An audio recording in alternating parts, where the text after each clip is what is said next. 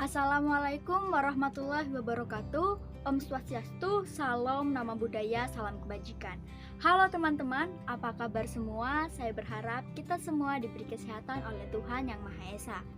Sebelumnya, perkenalkan saya Nadira Aprilia dengan NIM belakang 004 selaku moderator dan pemateri dari kelompok 3. Di sini, kelompok 3 akan mempresentasikan tentang gerak dasar bermain bagi anak usia dini di TK di mata kuliah Bermain dan Permainan Anak dengan dosen pengampu Ibu Laili Nur Aisyah SPD MPD dan Ibu Reski Yuliana Widyastuti SPD MPD.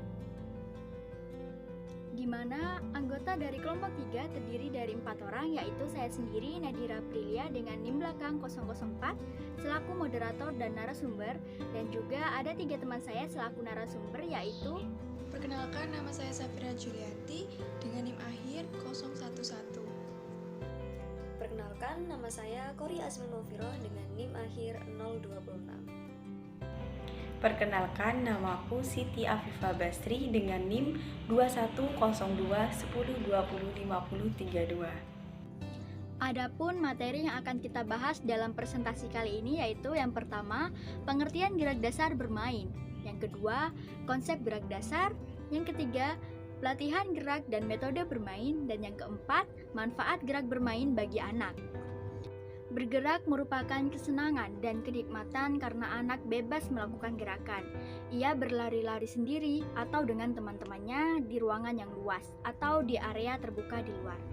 Kemudian berteriak-teriak karena gembira sebagai ungkapan senangnya. Menurut Sudono, bermain adalah kegiatan yang dilakukan dengan atau tanpa alat, yang menghasilkan pengertian atau memberi informasi, kesenangan maupun mengembangkan imajinasi anak.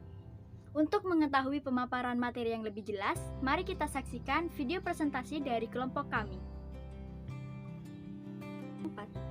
Pada kesempatan kali ini, saya akan memaparkan sedikit materi mengenai pengertian gerak dasar bermain. Gerak dasar merupakan bagian dari perkembangan motorik serta salah satu aspek penting dalam pertumbuhan dan perkembangan anak. Selain itu, gerak dasar juga sebagai akar bagi anak untuk meningkatkan kemampuan gerak. Melalui kemampuan gerak dasar, anak akan membentuk gerakan sebagai fondasi untuk membentuk gerakan yang lebih sulit. Beberapa para ahli menyampaikan pendapatnya tentang gerak dasar. Menurut Bahtiar, gerak dasar merupakan dasar untuk mempelajari dan mengembangkan aktivitas fisik seumur hidup. Sedangkan menurut Karisma dan Friskawati, gerak dasar merupakan keterampilan dasar yang harus dikembangkan untuk mempermudah membentuk aktivitas fisik yang lebih kompleks. Dan Razi dan Bahtiar berpendapat, keterampilan gerak dasar merupakan keterampilan yang membangun dasar dari gerakan manusia. Anak usia dini tidak dapat terlepas dari bermain. Melalui bermain, anak dapat mengetahui banyak hal, mulai dari hal yang tidak bisa menjadi bisa, mengenal lingkungan, dan bermain juga mempengaruhi perkembangan gerak dasar anak menjadi lebih optimal. Bermain merupakan aktivitas yang dilakukan atas dasar suatu kesenangan yang dilakukan secara sukarela tanpa mempertimbangkan hasil akhir. Fleer berpendapat bahwa bermain merupakan kebutuhan bagi anak, karena melalui bermain, anak akan memperoleh pengetahuan yang dapat mengembangkan kemampuan dirinya. Sedangkan menurut Bethlen dan Hurlock, kegiatan bermain merupakan kegiatan yang tidak mempunyai peraturan lain, kecuali yang ditetapkan permainan sendiri, yang tidak ada hasil akhir yang dimaksudkan dalam realitas luar. Poin pembahasan yang kedua adalah konsep dasar gerak. Jadi, dasar gerak ini merupakan sebuah poin penting dalam pertumbuhan dan perkembangan anak. Kenapa dikatakan sebuah poin penting? Iya, karena jika terjadi kesalahan, baik itu sedikit apalagi banyak gitu ya, nah itu akan mengakibatkan kerugian besar terhadap anak. Contohnya adalah ketika anak berlatih berjalan dan dia tidak didampingi oleh orang tuanya atau orang yang lebih dewasa, maka dia akan berpeluang besar mengalami cedera. Nah, ketika anak sudah mengalami cedera, maka hal ini akan bersifat permanen, bahkan dapat bersifat permanen dan sulit untuk kembali ke keadaan semula, sehingga cedera ini yang terjadi pada anak itu akan mengganggu pertumbuhan fisiknya. Kenapa? Karena pertumbuhan dasar gerak ini sejalan dengan pertumbuhan fisik seorang anak, teman-teman. Dan juga dasar gerak ini dibagi menjadi 3 kategori, yaitu lokomotor, non-lokomotor, dan juga manipulatif yang akan kita bahas pada slide selanjutnya. Dasar gerak yang pertama adalah lokomotor. Singkatnya, gerakan lokomotor ini merupakan gerakan perpindahan tempat dari tempat satu ke tempat lainnya, teman-teman, atau mengangkat tubuh ke atas. Contohnya adalah melompat. Contoh lainnya dari perpindahan tempat ini adalah berjalan, berlari, meluncur, skipping, dan lain sebagainya. Gerak lokomotor ini dapat dimodifikasi menjadi sebuah permainan yang seru untuk anak-anak di TK. Jadi seorang guru itu harus pandai-pandai untuk membuat sebuah permainan yang seru untuk anak didiknya. Jadi seorang guru TK ini harus memiliki tingkat kreativitas dan inovasi yang tinggi ya. Contohnya dari permainan lokomotor ini seperti contoh di atas, di slide di atas. Jadi seorang guru dapat meletakkan trafikon mini dengan jarak masing-masing 1 meter, kemudian menyuruh anak didiknya untuk melakukan kegiatan berjalan atau berlari melewati trafikon dengan alur zigzag atau berkelok-kelok dengan aturan tidak boleh menyentuh trafikon tersebut. Dasar gerak yang kedua yaitu non-lokomotor. Jika gerakan lokomotor yang sudah saya jelaskan tadi adalah gerakan yang disertai dengan berpindah tempat dari tempat satu ke tempat yang lain, sebaliknya gerakan non-lokomotor ini adalah gerakan yang tanpa disertai dengan berpindah tempat. Contohnya adalah seperti gambar di atas. Seperti contoh memutar badan ke kanan bawah, kemudian memutar badan ke kiri bawah, dan melentingkan badan. Contoh lainnya adalah menggelengkan kepala, kemudian mengangkat tangan, mengangkat satu kaki, dan lain sebagainya. Dasar gerak terakhir adalah manipulatif. Gerakan manipulatif ini merupakan gerakan yang membutuhkan alat bantu, seperti contoh bola, kayu, atau raket. Contoh gerak manipulatif lainnya adalah gerakan menyepak, melempar, dan menangkap. Contoh permainan dari gerak manipulatif ini seperti yang ada di contoh di atas, gambar di atas. Jadi permainan ini merupakan permainan lempar tangkap bola melewati tali yang dilakukan secara berpasang-pasangan. Jadi teman-teman, kita sebagai calon pendidik nantinya itu harus jeli dan kreatif menciptakan sebuah permainan yang menyegarkan, menyehatkan, dan menyenangkan untuk calon anak didik kita kelak. Oke, selanjutnya adalah poin pembahasan pelatihan gerak bermain dan metode bermain yang akan dijelaskan oleh narasumber lainnya. Selanjutnya aku akan menjelaskan tentang pelatihan gerak bermain dan metode bermain. Sebelum kita mengetahui pelatihan gerak bermain dan metode bermain, kita harus terlebih dahulu mengetahui tentang pendidikan anak usia dini. Pendidikan anak usia dini yaitu anak yang masa pertumbuhan yang dapat disebut golden age. Pada masa golden age, begitu sangat baik untuk menanamkan pelatihan tentang kehidupan bagi anak usia dini, tak terkecuali itu pelatihan fisik pada sang anak. Agar anak siap di dalam menghadapi pembelajaran tingkat lanjut, maka perlu diketahui bahwasanya orang tua ataupun pendidik pada anak usia dini memandu cara-cara yang benar dalam berkarya di dunia, baik itu dalam bergerak, berkreativitas, atau yang lainnya. Baiklah, selanjutnya aku akan menjelaskan tentang pelatihan gerak bermain. Pelatihan gerak bermain sangatlah penting bagi sang anak, karena dengan latihan gerak bermain, anak dapat meningkatkan beberapa aspek, yaitu terdapat 6 aspek pada anak dan itu sangatlah dibutuhkan oleh sang anak. Latihan gerak yang sifatnya informal serta bebas dapat membuat anak menguasai gerakan-gerakan dasar yang diperlukan untuk pertumbuhan serta perkembangan dirinya. Menurut seorang ahli, Rudolf Labon pada tahun 1930 mengatakan bahwa gerakan yang diarahkan pada sang anak usia dini selalu berkaitan dengan hal-hal seperti berikut. Yang pertama, waktu, cepat ataupun lambat. Misalnya, gerakan yang dilangsungkan oleh seluruh maupun sebagian tubuh dengan kecepatan yang berbeda. Oleh karena itu, pada sang anak itu kecepatan maupun lambat pada saat pelatihan gerak itu sangatlah bermanfaat. Selanjutnya yang kedua, beban. Gerakan dapat diberikan seperti bentuk gerakan yang berat, ringan maupun sedang. Dengan beban, anak dapat berkonsentrasi dalam melakukan pelatihan gerak bermain. Yang ketiga, ruang, yaitu sejauh mana gerakan dari sang anak tersebut dalam menggunakan ruang dalam pelaksanaannya. Oleh karena itu juga, ruang sangatlah diperlukan, karena dengan ruang, anak dapat melakukan pelatihan gerak dasar bermain yang sangat bermanfaat, karena baik itu untuk pelatihan pada diri sang anak. Kemudian yang keempat, alur merupakan suatu hal yang berkesinambungan, yang mana itu mengalir dari gerakan yang pertama, yang kedua, dan gerakan yang seterusnya. Oleh karena itu, pada sang anak kita melatih sang anak untuk menggunakan alur-alur dengan tahap-tahap yang perlahan-lahan. Itulah beberapa aspek atau dasar-dasar yang harus dilakukan pada saat pelatihan gerak dasar bermain pada sang anak.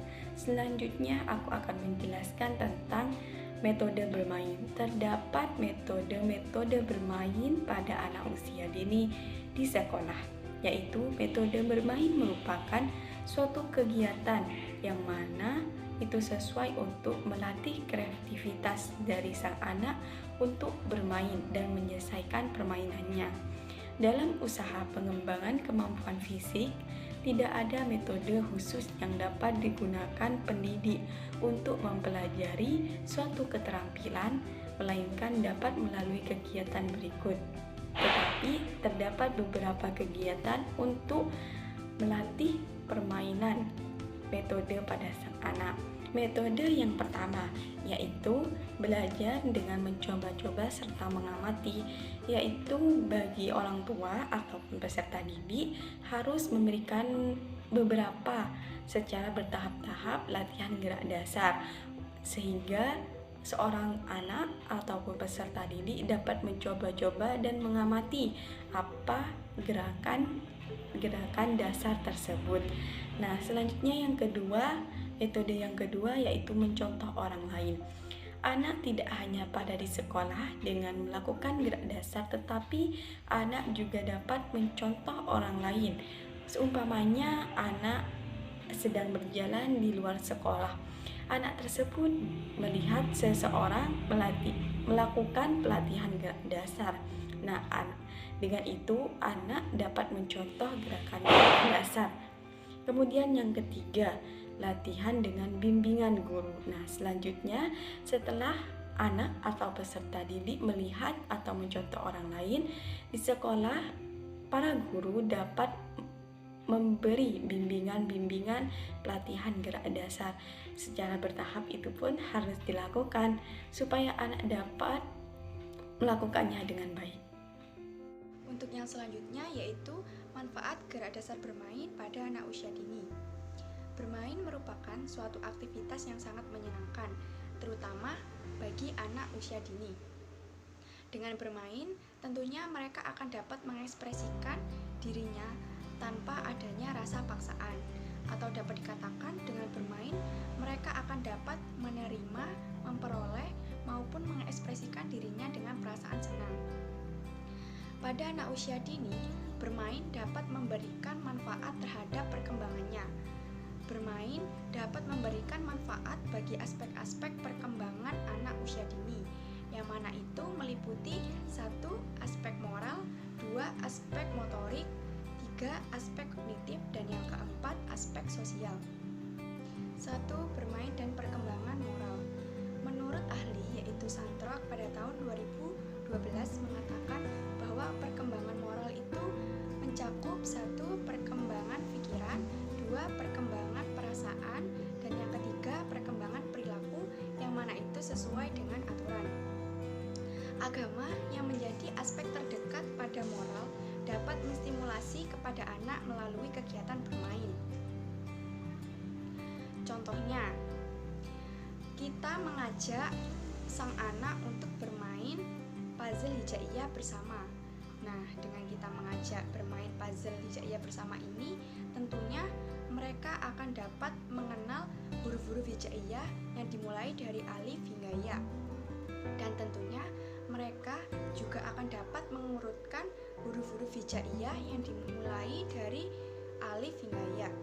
Nah, pengenalan-pengenalan tersebut dapat bermanfaat bagi anak usia dini, yang mana itu bermanfaat bagi aspek moral dan agama pada anak usia dini. 2. Bermain dan perkembangan motorik. Pada anak usia dini, semua aktivitas yang dilakukannya pasti akan selalu diikuti dengan gerak. Nah, dengan bergerak pastinya akan membuat mereka untuk bermain. Dengan bermain, tentunya mereka akan menggerakkan anggota tubuhnya. Dengan contoh, saya mengajak salah satu anak usia dini untuk bermain congklak bersama. Nah, dengan kita mengajak mereka untuk bermain congklak bersama, tentunya mereka akan mengkoordinasi mata dan tangan, kemudian mengkoordinasi jemari tangannya, dan bahkan mereka akan menjatuhkan satu persatu biji congklak ke dalam lubangnya. Nah, hal tersebut bermanfaat bagi aspek perkembangan anak usia dini, yang mana itu bermanfaat bagi aspek perkembangan motorik halus pada anak usia dini. 3. Bermain dan perkembangan kognitif. Kognitif dapat diartikan sebagai pengetahuan, ingatan, kreativitas, serta daya pikir. Anak lebih mudah untuk mengetahui benda-benda yang ada di sekitarnya maupun konsep-konsep yang ada di sekitarnya dengan bermain daripada guru yang harus serius memperkenalkan benda-benda yang ada di sekitar mereka. Dengan contoh, ketika anak usia dini itu bermain sepak bola. Nah, di situasi tersebut mereka tentunya akan dapat mengetahui bahwa bola itu bentuknya bulat, bola itu ternyata bisa menggelinding gitu, daripada harus guru yang serius menjelaskan bahwa anak-anak bola itu bentuknya bulat ya, anak-anak bola itu bisa menggelinding gitu. Anak-anak itu lebih mudah mengetahui dengan mereka bermain. Nah, Montessori sendiri mengatakan bahwa terdapat beberapa fakta yang mengatakan bahwa bermain itu dapat menstimulasi otak, yang mana itu diantaranya 1. Pikiran yang mencercap, 2. Periode kritis, dan yang ketiga belajar dengan bermain. 4. Bermain dan perkembangan sosial. Semua anak pastinya akan lebih suka bermain dibanding dengan kegiatan-kegiatan yang lainnya.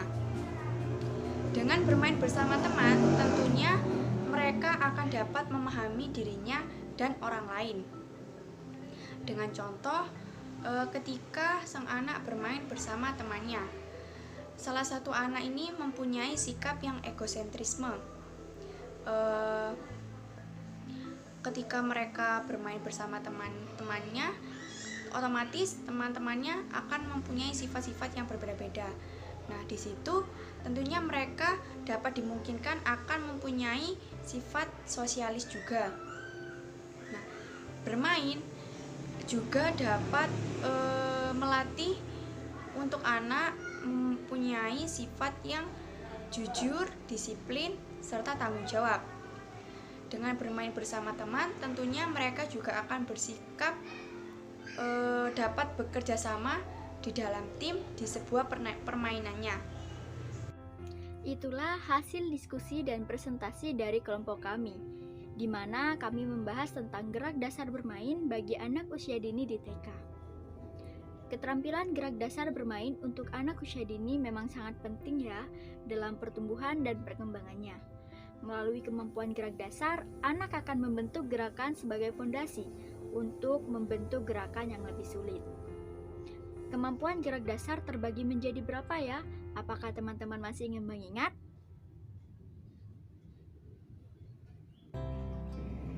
Ya, kemampuan gerak dasar terbagi menjadi 3, yaitu lokomotor, non-lokomotor, dan manipulatif. Upaya yang bisa dilakukan untuk meningkatkan gerak dasar yaitu dengan melakukan pelatihan dan metode bermain. Mungkin itu saja dari saya. Saya Nadira Aprilia selaku moderator mewakili teman-teman dari kelompok 3. Mohon maaf jika ada kesalahan kata. Sekian dari saya. Terima kasih. Wassalamualaikum.